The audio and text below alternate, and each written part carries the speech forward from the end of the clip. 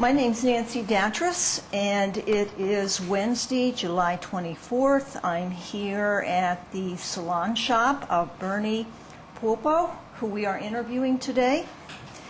Bernie, would you please state your name? Bernie Pupo. And what is your date of birth? February 12th, 1945. And where were you born? I was born in a Collegian town called Culpmont. How do you spell that? Kulpmont. Is that northern Pennsylvania? More central. It's between Shamokin and Mount Carmel. Oh, okay. Everybody knows where Shamokin is because of the weather. Right. Okay, what are your parents' names? Catherine and Fred. And do you have any siblings? I have one sister, Patricia. And does she live in the Harrisburg area? No, she lives in Virginia. Okay. And what did your parents do for an occupation? My father worked in the mines for a while, and then he worked for the Philadelphia Electric Company later years. My mother worked in a factory. Okay. And how long have you been living here in Harrisburg? Since 68. And where did you go to school? High school? Yes. Mount Carmel Catholic High School. And did you go any schooling beyond that, like I went beautician? to a year of prep school in Washington, D.C. Okay. And so altogether, how many years of schooling have you had? It would be 13. 13, okay. Are you a member of a church? Yeah, St. Patrick's Cathedral. Is that here in Harrisburg? Yeah. Okay. And are you or were you ever married? No. Okay. Do you have any children? No.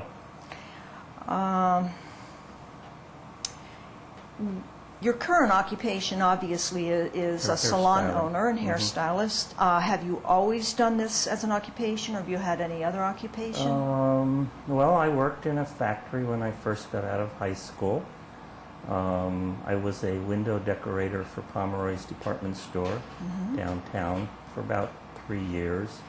And then I managed and worked at a gay bar downtown for about another 3 years before I got into styling hair. And do you mind if I ask the name of that gay bar for historical reasons? It was the 400 Club. 400. Does it still exist? No. Where was it located? 400 North 2nd Street. Huh. It was the original clock bar. The original what? Clock bar. What does that mean, clock bar? That was the name of it. It was the clock bar. They had a huge clock behind the bar, and so it was called the clock bar. I think it was one of the first gay bars in the Harrisburg area. Really? Okay. Did you serve in the military at all? No. And what memberships do you have in any community organization? You can pause it. Or push the red for standby. Okay. All right. Bernie, I was asking, do or did you have membership in any community organizations, fraternal societies, professional organizations? I was a member of SCAN, which was South Central AIDS Assistance Network before it became AIDS Alliance. I was part of that in the very beginning when they started it. And what time frame would that have been? Probably the early 80s. Okay. Yeah. That's when it got started. I belong to my neighborhood group. I'm on the board for that. It's a support group in the neighborhood. Is that like a crime watch or? Well, part of it's crime watch, part of it's social, part of it's just to help out any neighbors who have problems with things in the city that they need to have taken care of. Okay. Any others? I'm trying to think of what else. Just my church. Okay. No, that's probably about it. Okay. Next, I'm going to go into actually the gay issue and first of all, whether or not you identify as gay or bisexual or... Oh, definitely gay. Okay. And when did you first realize you were gay? Oh, somewhere about 2 days before I moved to Harrisburg. So that, I think you said, was 1968? Yes. So you would have been about 20, in your early I was 20s? 23. 23. Yeah. And when was your first contact with the central Pennsylvania gay community? And what was the nature of that contact? I guess I knew that there were gay bars in Harrisburg, and so shortly after I moved here, I started going to them. And how, given that you were from an area that probably did not have much known about gayness, how did you learn about the bars in Harrisburg? I guess people that I met at work and talked to would mention things, and I just did exploring on my own. Okay.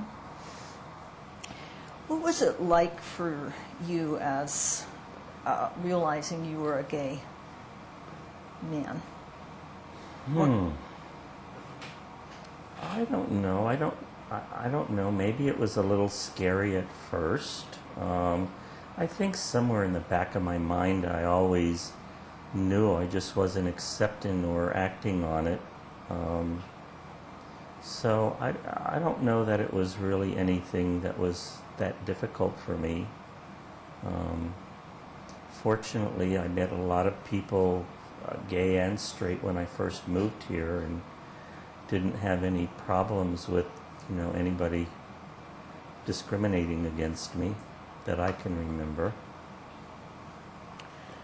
Okay, let me ask you, I'm going to go through different areas and ask you what being gay and coming out, what impact did it have? For example, the first one is, what impact, if any, did it have on your work life? I think you said you were originally working in a factory in your hometown. Did anyone there know that you were gay? No, not that I know of. Okay.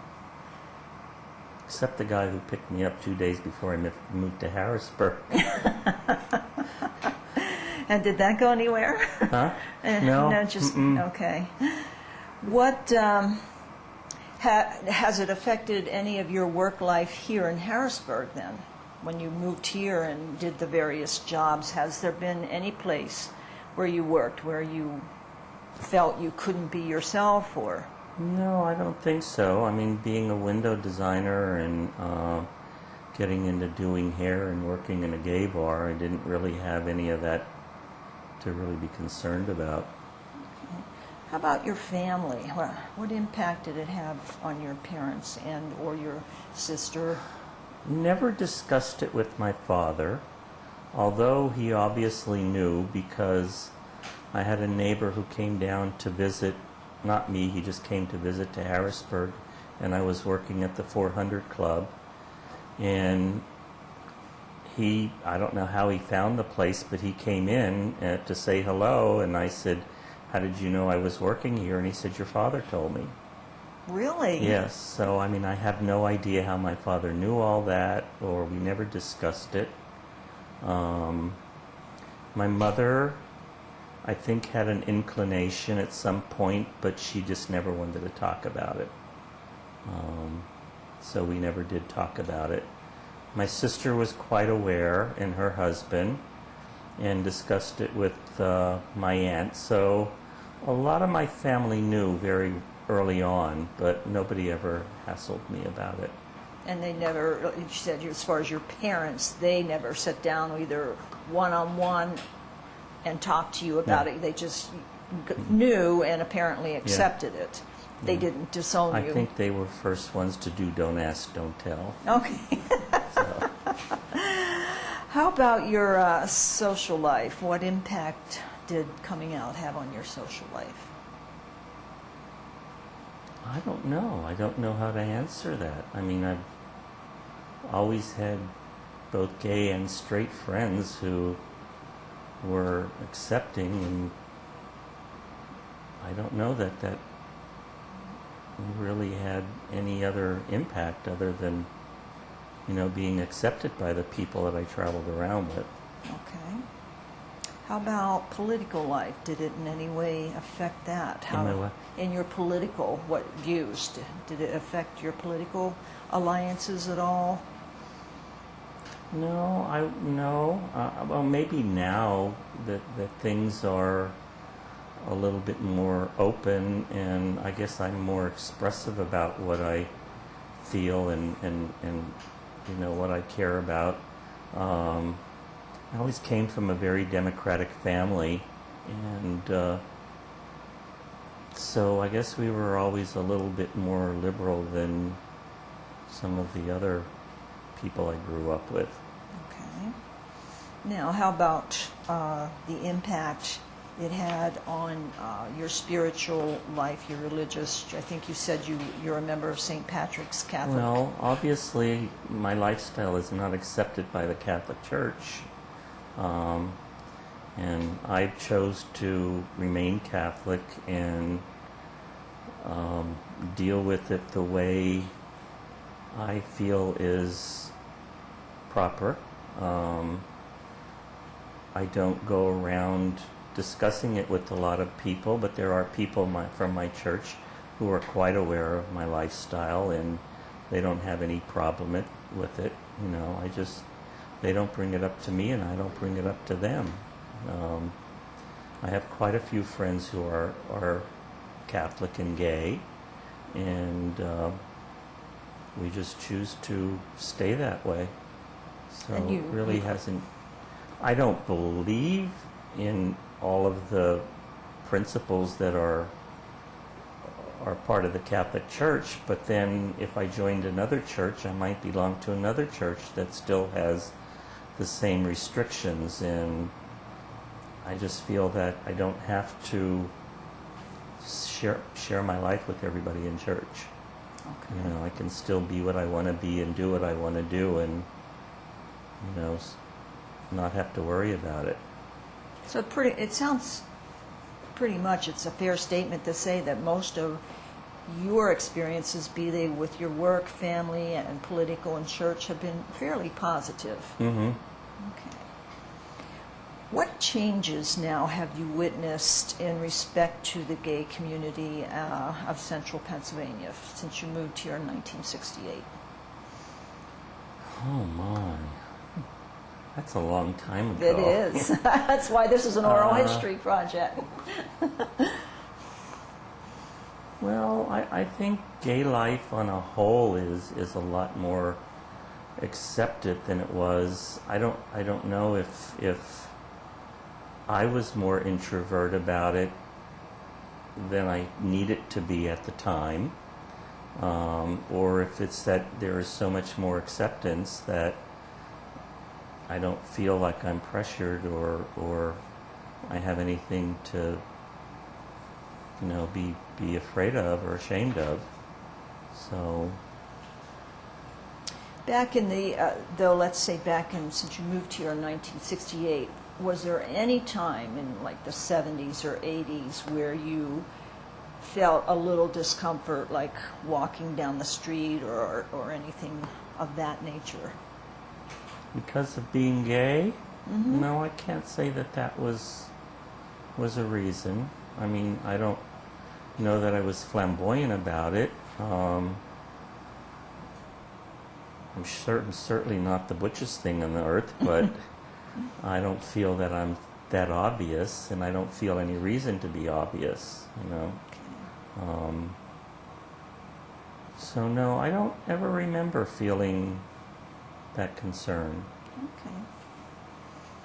How much were you aware of local LGBT civil rights efforts in this area? And, for example, the push to pass municipal ordinances, be it Harrisburg, Lancaster, or any other civil rights efforts in the gay community.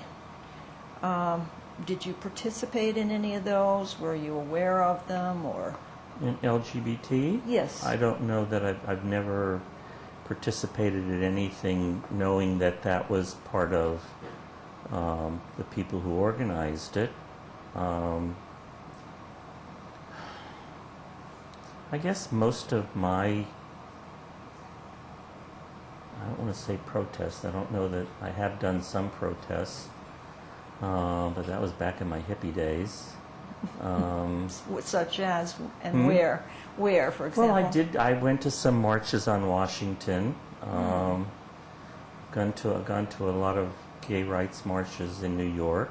And what time period would that have been? In the 70s? That would have been probably the late 70s, early 80s. And anywhere else that you went besides New York No, and Washington? Okay. just D.C. and New York, to my recollection. Have you gone to any thing like that recently, within the last 10 years, let's say? Mm-mm. All right. Did you find that you needed to go out of Harrisburg sometimes for different bars and to socialize with gay people, like in Baltimore or other cities? I did a lot of that, but I don't think it was because of having anonymity. Anonymity. Yeah, anonymity, thank you. I don't think it was for that reason. It was just something that my friends and I did. We always had destinations to go. We would spend time going to Philadelphia. We spent different times going to Baltimore. At one point we went to Reading a lot, and it was just, not because we didn't like it here, it's just that we like to travel and go and meet new people. And I think that was the biggest reason, rather than, not worrying about anybody seeing me walking into a gay bar or anything like that.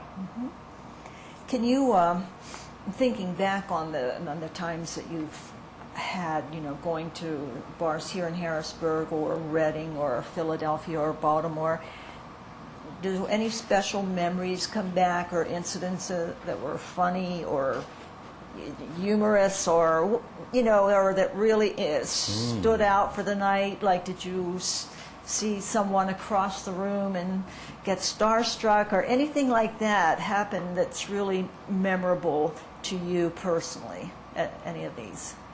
Well, I think in the beginning, when I started to go to gay bars, a lot of bars, and not just in Harrisburg, I mean, other places that we went to were pretty sleazy.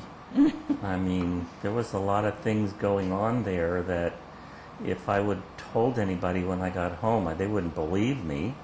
Really? Oh, God, yes. That was the early 70s, and love was free, and people took advantage of all that, and it wasn't looked down on. And people just got away with it, having sex right in the bars. And I remember the first time I ever went to the Mine Shaft, which was a bar in New York, and some of the things that were going on in that place were just extraordinary. And Are there any that you feel comfortable telling us about? Well, we walked into a room, and there were all these guys who were standing in a big circle, and we just walked over to see what the circle was all about, and there was some guy laying in a tub, and everybody was urinating on him. I mean, that was like... We went to another room, and there were slings with people sitting in them, and another hallway where there were little groups of people all over the hallway having sex. And it was just totally accepted at that point because you were in that bar. And I don't think there were a whole lot of people that would have understood that or believed me if I told them that that's what was happening. So you didn't see anything quite of that nature here in the Harrisburg local bars, right? On occasion, I have to say I did. Okay. And it was usually after the bar had closed and people were there after hours. Okay. All right. Are you currently involved or belong to any gay groups, or for example, the LGBT Center, on 3rd Street near No, Midtown I don't Scholar? formally belong to any group. Okay. What challenges do you think the gay community still has with respect to civil rights and moving forward, even in spite of the major United States Supreme Court that occurred a few weeks ago and striking down a provision of DOMA? What challenges do you think the gay community still faces? Well, I think we still have a long way to go for most people to get equal rights. And I'm not saying that in a marriage standpoint. I mean just equal rights as a couple, whether they're married or not. And that's probably, to me, I mean, even though they say that people are going to start getting more equal rights, I don't think that on a whole people have really accepted that. And I think that's still a long road off that we have to deal with. All right. What have been the most important events of your life? Of my life. Of your life. Okay, I always said this because at one time I was at a dinner party and somebody brought this question up, and they went around the table and said, what were the 5 most important things that have ever happened in your life? And at first I thought, I don't know that I have any 5 things that happened. And after thinking about that question for a while, I came up with one thing. And before I moved to Harrisburg, I was very involved in scouting, Boy Scouts. And at one point, and it was about a year before I moved here, I took 15 boys to Philmont Scout Ranch in Cimarron, New Mexico. And we spent 21 days together and toured through Chicago and Denver and New Mexico. And it was probably one of the most impressive things that ever happened in my life. The whole experience was magnificent, but the last day that we were there was always 3,000 boys in this camp, base camp. And usually there was about 1,000 who were either coming in or leaving every day, and they would have a big campfire. And to be sitting on the side of a hill and watching 3,000 boys sing songs and tell jokes together just made me very emotional. And it was always one of the most important things I felt that ever happened to me. About 5 years ago, I was able to contact almost all the boys and have a reunion with them 40 years later. Wow. And it was another incredible thing to see them all and just get feedback from them. 4 of the boys are dead. They had passed away. They were very young, in their 30s. And the one boy who had passed away, I call them boys, they're all men. I spoke to his wife and I invited her to the reunion. She said she couldn't come, and she talked about how they opened a restaurant together, and she said, "You were his inspiration for opening the restaurant." wow. And I said, "How would I be inspiration? I haven't seen him for 40 years. She said, "Well, when I told him to open the restaurant, he said, you know what, if Bernie could cook the meals he cooked on an open fire, I could cook in a restaurant." Oh, I bet that made you feel And that good. was why, and that, again, was very emotional to me. Wow. So what would the next thing be? 2 years ago, I went to Italy with my cousin, and she and I were always very close as kids. And we toured for a week and a half, and then we went down to southern Italy, to Ischia in Calabria, and visited with my family. And that, again, was a very emotional thing to see where I came from and who my family is that still live there. And again, it was number 2 on my list. And I can't come up 3, 4, and 5, so I'm still waiting That's for all those right. to happen. That's very good, though, and Yeah. very good.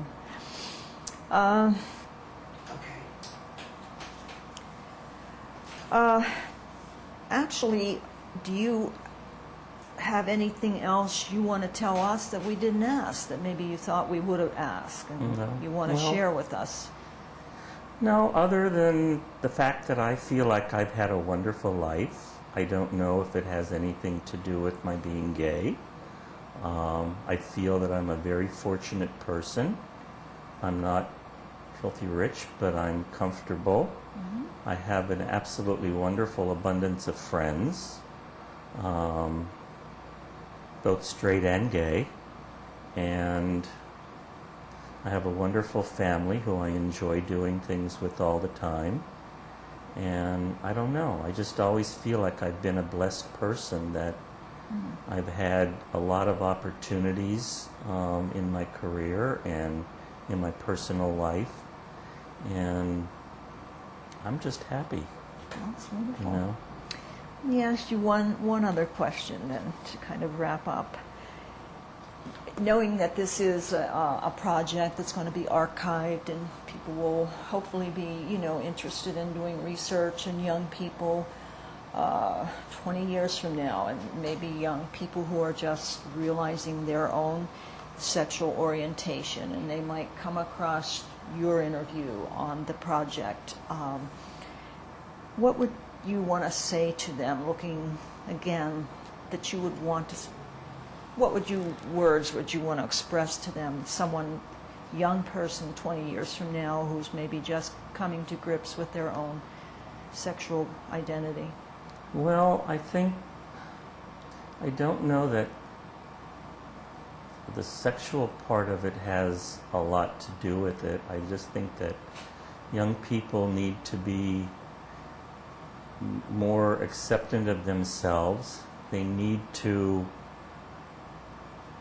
be nicer to each other. I'm a big fan of pay it forward. I always feel that whatever you do, and I was brought up this way, do unto others as you want them to do unto you. And if you want somebody to treat you well, then you have to treat other people well. And I firmly believe that that comes back to you, and comes back double.